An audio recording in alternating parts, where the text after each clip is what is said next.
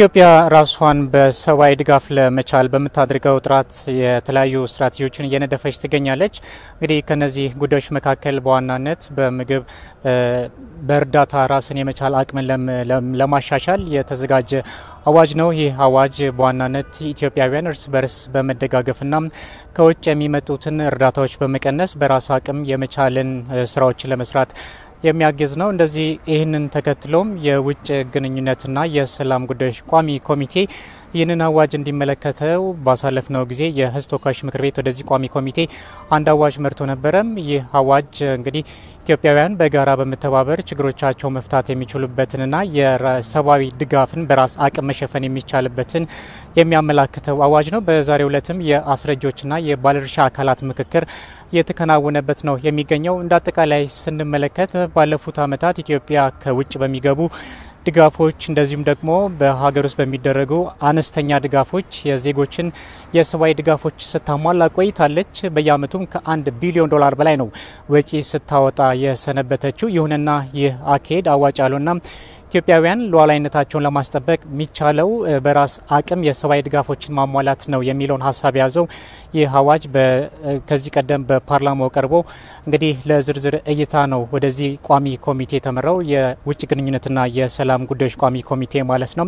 እንግዲህ በዛሬው ዕለት በአስረጅና የባለድርሻ አካላት ምክክር ላይም የአደጋ ስጋት ስራ አመራር ኮሚሽነር የሆኑት አምባሳደር ሽፈራው ሀሳባቸውን አቅርበው ነበር። ይህም ማብራሪያቸውን በዋናነት አዋጁ ሲዘጋጅ ኢትዮጵያ በሉዓላዊነቷ ላይ የሚመጡትን የሰብአዊ ድጋፎችን ለመከላከል እንደዚሁም ደግሞ ዜጎች እርስ በርስ በመደጋገፍ የኢትዮጵያውያንን የሰብአዊ ችግሮችን መፍታት የሚችሉባቸውን አካሄዶች ለመፍጠር እንደሆነም አንስተዋል።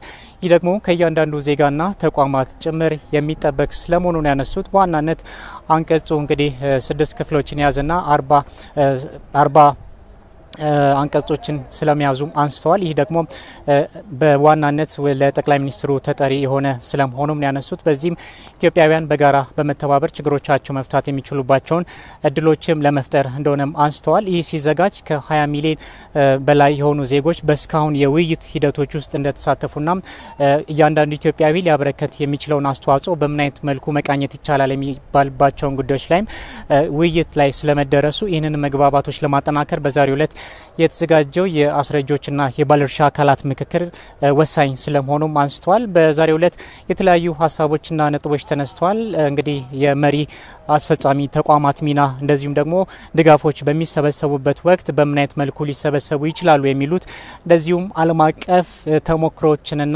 በሀገር በቀል እውቀቶች ላይ ምን ያህል ጥናቶች ተደርገው ተሰርተዋል፣ ይህ አዋጅ ምን ያህል ከዚህ አንጻር ብቁ ነው የሚሉ ጥያቄዎች ከተለያዩ ባለድርሻ አካላት ተነስተዋል። በእነዚህ ጉዳዮች ላይ አምባሳደር ሽፈራው መልሶችን ሰጥቷል። ጥናቱ በሳይንሳዊ መንገዶች የተከናወነና በቀጣይነትም ኢትዮጵያ በራሷን በሰብአዊ ድጋፎች የምትችልበትን አማራጭ ለማቅረብ የተዘጋጀ ስለመሆኑ አንስተዋል። ይህንንም በውጭ ድጋፎች ተገኝተው እንደዚሁም ደግሞ በሉዓላዊነታችን ላይ የሚመጡ ሀሳቦችን ለመከላከል የግድ የሚባልበት ጊዜ ላይ ስለመሆኑ አንስተዋል። ይህም ደግሞ በቀጣይ ትውልድ ላይ የታሪክ እጥፋት በማስቀመጥ የእርዳታ ስብረቶቻችንን በመጠገን ጭምር ብሔራዊ ጥቅሟን ያስጠበቀች ሀገርን ለመገንባት በሚደረገው ጥረት ውስጥ ይህ አዋጅ ሚና ያለው ስለመሆኑ ተናግረዋል። ይህንንም ለማድረግ ደግሞ ከተለያዩ ባለድርሻ አካላት ድጋፎች እንደሚጠበቁ ከዜጎችም ከሚኒስቴር መስሪያ ቤቶችም ከተቋማት ጋርም በጋራ መስራት የሚጠበቅበት ስለመሆኑ አንስተዋል። ከፌዴራልም ጀምሮ እስከ ክልል ባሉ አደረጃጀቶች ጭምር ይህ አዋጅ የሚተገበርበትን የራሱ የሆነ አሰራሮች ለመከተል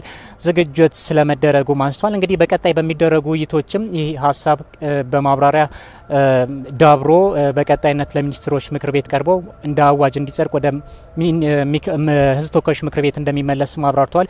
ይህም ደግሞ በቀጣይነት ጠቀሜታው እጅግ የላቀ እንደሚሆን የተነሳው እንግዲህ ሳጠቃልለው የውጭ ግንኙነትና የሰላም ጉዳዮች ቋሚ ኮሚቴዎችም ይህ ሀሳብ የሀገርን ደህንነት ማስጠበቅ የብሔራዊ ጥቅም በመሆኑም የሁሉም ሀሳብና አስተያየቶች ወሳኝ ስለመሆኑ በሚደረጉ ከዚህ በኋላ በሚደረጉ ውይይቶችም ላይ ግብዓቶች ተጨምረው ተሻሽለው አዋጁ እንደሚመራ በዚሁ ጊዜ ለመረዳት ተችሏል። ለይኩን ላሁን ያሉ መረጃዎች እነዚህን ይመስላሉ።